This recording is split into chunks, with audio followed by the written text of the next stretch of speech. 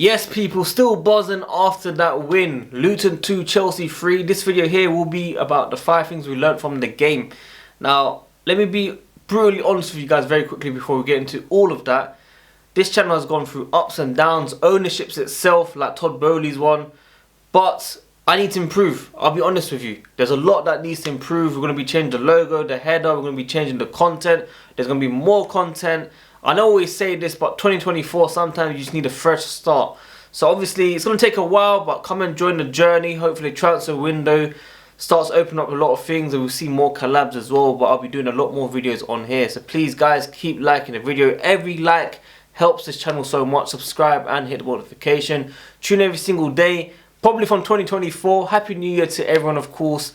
But I just want to put that out there very quickly. It's been a long time coming. A lot of things need to change, and I definitely see it myself. So thank you for all the feedback. So listen, let's get into the win yesterday that happened. Luton 2, Chelsea 3.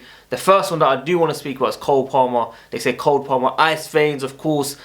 It's just amazing. It's absolutely amazing. That goal, it did remind me a bit of Ozil's goal against Ludogorets for Arsenal back time ago in the Champions League. Obviously, he flicked it up. But you know what I mean? He was just very silky with it. That's all I got to say. Just very silky, very simple, and just amazing to watch. That guy is in double digits, goals and assists for this season. People just say penalties. He's scoring bangers now. He's scoring amazing goals now. And it's just brilliant to see. And we have needed him always this season for sure. We missed him against Crystal Palace. We just about won.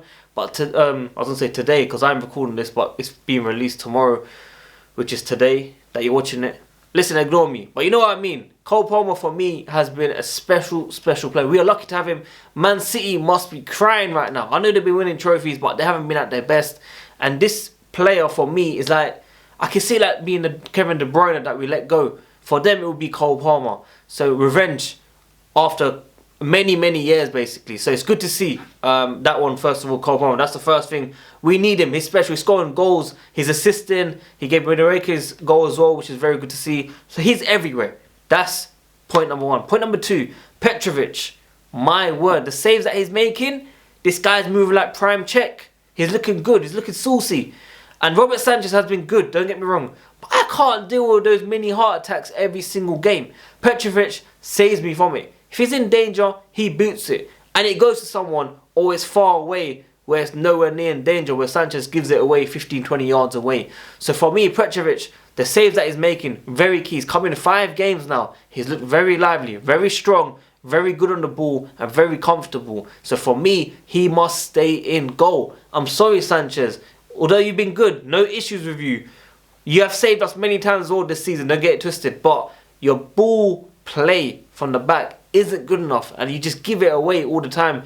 Declan Rice against Chelsea for Arsenal, we could have won those games. We could be high in the league, basically. But he's also saved us. So let me not slate him too much. But for me, Petrovic must stay in this goal, 100%.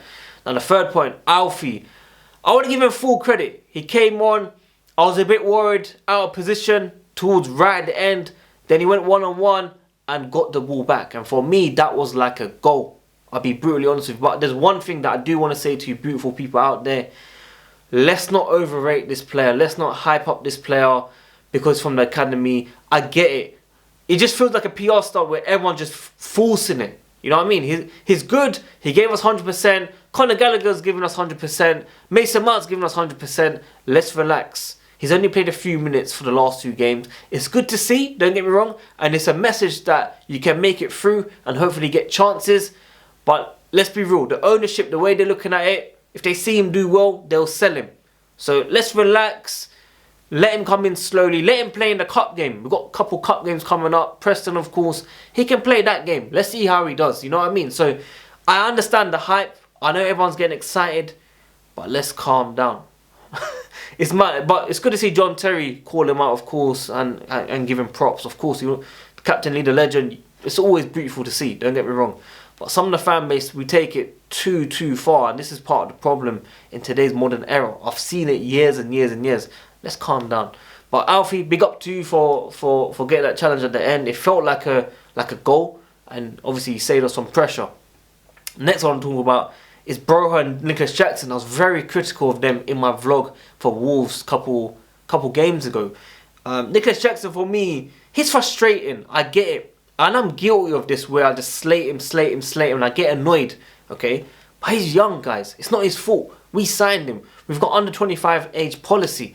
We have to be realistic with our expectations. And yes, most of the criticism against him is valid. 100% valid. I stick by probably 80% of what I say. The guy can't shoot. The guy doesn't hit the ball when he's needed, blah, blah, blah. First half against Luton wasn't good enough in my opinion. Second half, all you have to do is pick up the ball, take on your man. The guy's behind you. Take on your man, turn 180 and set up something. We saw it with Mudryk against Palace where he gave it to Martin. Unfortunately, Martin could have put it away. Yesterday, we saw it with Nicholas Jackson and he gave it to Cole Palmer for his goal. And that's all we want to see. And maybe, just maybe, he is more suited to that left side to come in. Obviously, he didn't score, but he had a few chances against Palace. He had a few chances against Luton. It will come his way. It will come his way slowly. We have to be patient. This guy's 21, 22 years old. Solanke was doing the same thing. Look at him now at Bournemouth. I'm not saying that we should be signing Solanke. Big up Miz, big up Yunus, big up Matisse and all that saying that. But listen, let's be real. It's taken him 7-8 years to get to where he is now. He went through Liverpool, went through Chelsea. Wasn't happening. It takes time. But at Chelsea, we need someone now. And that's the issue right now. We, as an ownership, Todd Bowley and that, they see as an under 25 policy that they want to start with experienced players and make, inexperienced players and make them, go up. And if they do really well, some of them will be sold. And that needs to change. I hope the ownership sees this. Because when we sign the likes of Osherman and bring in more players, we need experienced players in the squad. We have massive potential in the squad. Every single player is a sick player. Whether you play them on FIFA, whether you think they're going to be world class in a few years, they have that aura about them. Caicedo, Enzo Fernandez, they all have it. Caicedo for me, which I'll get into my next point, we just have to be realistic with our expectations. It's frustrating because we're used to seeing Chelsea winning. And I get it. I've said I don't care about performances anymore. This season I don't care. Just get me those wins. We build on wins, we get the confidence in. It's as simple as that. So Nicholas Jackson, congratulations to you. Great assist. That's what we want to see from you. Broha, for me though, the guy just falling on the floor. The guy's a big man. He's quick. He's one of the fastest players in the team. He's strong. The guy's on the floor. Bambi on ice. What is going on? I don't understand. Crazy. So, yeah, that's basically what I want to say about those guys. Caicedo, I've seen a lot of hate. Caicedo's my fourth point. I've seen a lot of hate. And I don't understand why. I looked at the formation. There's a lot of good Twitter accounts out there that draw it for you in a diagram and that. I see Caicedo by himself. I see Gallagher running like a headless chicken. And don't get me wrong, informed Gallagher, one of the best players in Chelsea squad right now. And that talks about our standard that everyone's below. And it's not his fault. Gallagher is like the missing jigsaw piece of like Henderson for Liverpool all those years. The guy that doesn't have to be technical, amazing or the stand-up player, but he's there giving you 100%. The ones that said about Mason Mount giving you 100%, that's Conor Gallagher. He's been fantastic most games. Don't get me wrong. But when people are slating Caicedo and you don't understand the game, the guy made no mistake. The guy's not doing silly things. He's by himself in midfield playing two-man midfield.